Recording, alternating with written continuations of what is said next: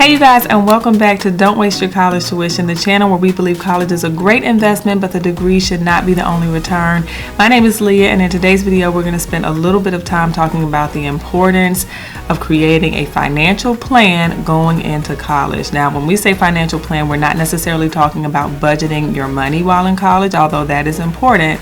We're talking about creating a plan for how you're going to pay for college. The reality is that 1 in 3 students takes out student loan debt. We've shared that statistic before. We want to make sure that if you do have to take out student loan debt, which there is no shame in, college is extremely expensive, that you're being wise about the decisions that you're making so that you don't have to take out as much as others, right? We want you to come out on the other side of college with the least amount of debt as possible. All right, so if you're interested in watching this video, please stay tuned. Of course, as always, if you have any other tips and tricks for students around college loan debt, you can leave that in the comment section below, and let's get into this video. The first step that you want to make towards your financial planning process is to go to your parent or guardian and ask simply what monies are available for you. You know, as soon as you decide that you want to go to college, this is an honest conversation that you need to have. So the question can be just as simple as, what savings plan do we have in place for my college tuition? Listen, some of you guys may have parents that have a 529 account set aside. That's a savings account specifically for college. Some of you may decide that working your way through college is the best option. Maybe you realize you need to take out a few student loans. For many students, it's a combination of all three, but whatever the situation, you want to think about and understand the plan as early as possible.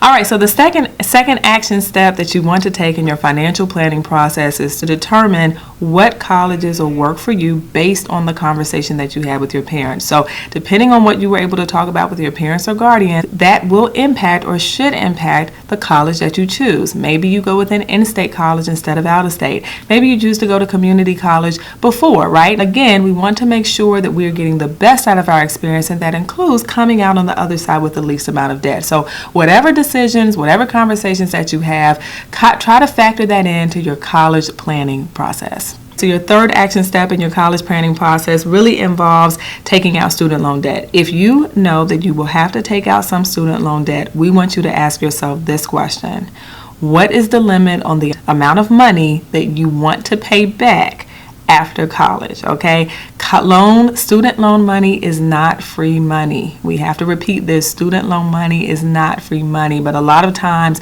when we're getting student loans, sometimes, you know, the payback process after college can seem so far off that it feels a little bit like it doesn't really exist. We're here to tell you that it does. Okay, so we want you to set a limit on the amount of loans that you are willing to take out. If you can set a limit on that, right? Going into college, of course, things happen, situations arise, we know all of that, but if you can begin with setting some sort of limit for yourself, then after you finish, you have the opportunity to have a better understanding of what you're stepping into. Okay, so the third action plan in your financial planning process is figure out the limit on the amount of student loans that you want to take out.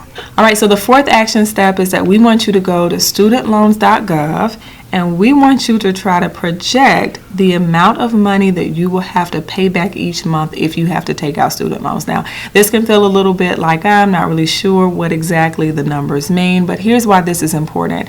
If you're able to plug in, let's say you expect that you'll take out $10,000 in loans, right? Studentloan.gov has a calculator on the website that will spit back out to you the amount of money that you will be required to pay each month after you graduate. Again, this is important to setting yourself up for success. Why? The more you know, and you can prepare yourself as you head out into the workforce. So it's really important, and we highly suggest going to studentloans.gov, right, and spending a little bit of time looking at what your projected payment plan might be after you graduate and if you have to take out student loans.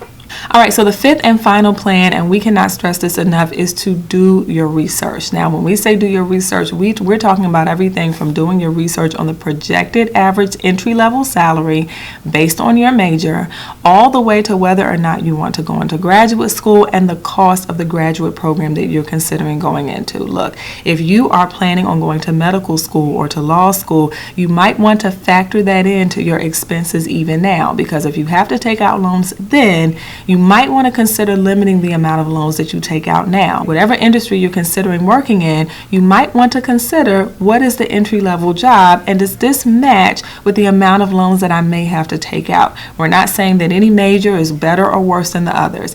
I personally am an English major, okay? So we're definitely not saying that. But what we are saying is that you want to consider as much as you can all of the options as you go into planning for college and the amount of investment that you're going to put into your college degree. All right, you guys, so as always, thank you so much for watching the video. And if you have any advice for students on steps that they can take, action steps that they can take to really be smart about the investment that they're making in college, the financial investment, as always, please leave them below. We do not ever claim to be experts and know everything, but we did want to share the things that we found to be most important and beneficial, again, as recent graduates. So thank you guys so much for watching, and remember, don't waste your college tuition.